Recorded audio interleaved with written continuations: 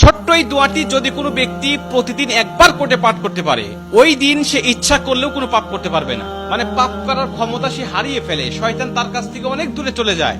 নবীজি বলছেন, যদি কোনো ব্যক্তি এই দোয়াটা মাত্র একবার পাঠ করে, যেদিন সে পাঠ করবে ওই দিন শয়তান চিৎকার করে কাঁদতে থাকে, চিৎকার করে আওয়াজ দিয়ে বলতে থাকে যে আজকে সারাদিন তুই আমার ওয়াসওয়াসা থেকে মুক্ত হয়ে গেলি, আমি ইচ্ছা করেও আজকে তোকে আর ধোঁকা দিতে পারবো না, তুই আজকে আর কোনো পথভ্রষ্টের কাজ করতে পারবি না, তুই সেটা আমার কাছ থেকে মুক্ত হয়ে গেলি।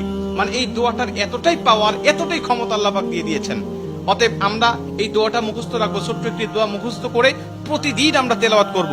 আমরা কিন্তু অনেকেই আছি পাপ ছাড়তে চাই, কিন্তু আমরা এমন কিছু দেখি বা এমন কিছুর সম্মুখীন আমরা হয়ে যাই, ওটা দেখার পরে আমরা নিজের উপরে নিজের কন্ট্রোলটা হারিয়ে ফেলি, তখন আমরা পাপ করতে বাধ্য হই বা পাপ শয়তান আমাদেরকে করিয়ে ফেলে। এজন্য যদি আমরা প্রতিদিন অন্তত ফজরের নামাজের পরে এই দোয়াটা যদি পাঠ করতে পারি, তাহলে আমরা কিন্তু শয়তান থেকে মুক্ত থাকবো ওই দিন সারাদিন। আর শয়তান থেকে মুক্ত থাকার কারণে আমরা ইচ্ছা করলে ওই দিন পাপ করতে পারবো না।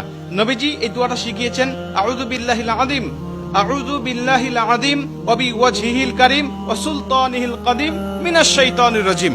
আমি আবারও দোয়াটা পাঠ করছি, যারা লিখে নিতে পারেন লিখে নিবেন, এবং প্রয়োজনে এটা ভিডিও আকারে যেহেতু এটা পাবলিশড হবে, আপনারা যারা ফেসবুকে দেখবেন আপনারা অবশ্যই এটা শেয়ার করে রেখে দিবেন টাইমলাইনে, প্রয়োজনে বারবার শুনে শুনে আপনি এটা মুখস্থ করে নেবেন। দোয়াটি হচ্ছে, আউযু বিল্লাহিল আযীম ওয়া বিওয়াজহিল কারীম ওয়া সুলতানিহিল কাদীম মিনাশ শাইতানির রাজীম।